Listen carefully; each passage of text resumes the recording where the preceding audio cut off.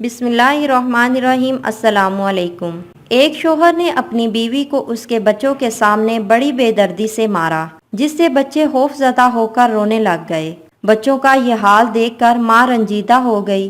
جیسے ہی اس کے شوہر نے اس کے چہرے پر مارا تو روتے ہوئے کہنے لگی، میں بچوں کی وجہ سے رو رہی ہوں۔ اور پھر اچانک کہا کہ میں جا کر تیری شکایت کروں گی، جس پر شوہر نے کہا، تجھے کس نے کہہ دیا کہ میں تجھے باہر جانے کی اجازت دوں گا؟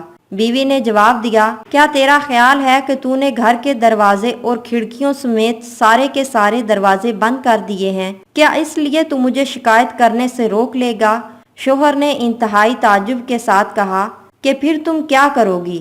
بیوی نے کہا کہ میں رابطہ کروں گی۔ شوہر نے جواب دیا کہ تیرے سارے موبائل میرے پاس ہیں، اب تو جو چاہے کر لے۔ جیسے ہی بیوی حمام کی طرف لپکی، شوہر نے سمجھا کہ شاید یہ حمام کی کھڑکی سے بھاگنے کی کوشش کرے گی، اس لیے بھاگ کر جلدی سے حمام کے باہر کھڑکی کے پاس کھڑا ہو کر انتظار کرنے لگا۔ جب اس نے دیکھا کہ یہ عورت نکلنے کی بالکل کوشش نہیں کر رہی تو وہ واپس اندر آیا اور حمام کے دروازے کے پاس کھڑا ہو کر اس کے نکلنے کا انتظار کرنے لگا۔ جب وہ حمام سے باہر نکلی تو چہرہ وضو کے پانی سے تر تھا اور لبوں پر بہت ہی پیاری سی مسکراہٹ سجا رکھی تھی۔ اس عورت نے کہا کہ میں تیری صرف اس سے شکایت کروں گی جس کے نام کی تو قسم اٹھاتا ہے، اس سے مجھے تیری بند کھڑکیاں، تیرے مقفل دروازے اور موبائلوں کی ضبطگی سمیت کوئی بھی چیز نہیں روک سکتی، اور اس کے دروازے کبھی بند نہیں ہوتے۔ شوہر نے اپنا رخ بدلا اور کرسی پر بیٹھ کر خاموشی کے ساتھ گہری سوچ میں ڈوب گیا۔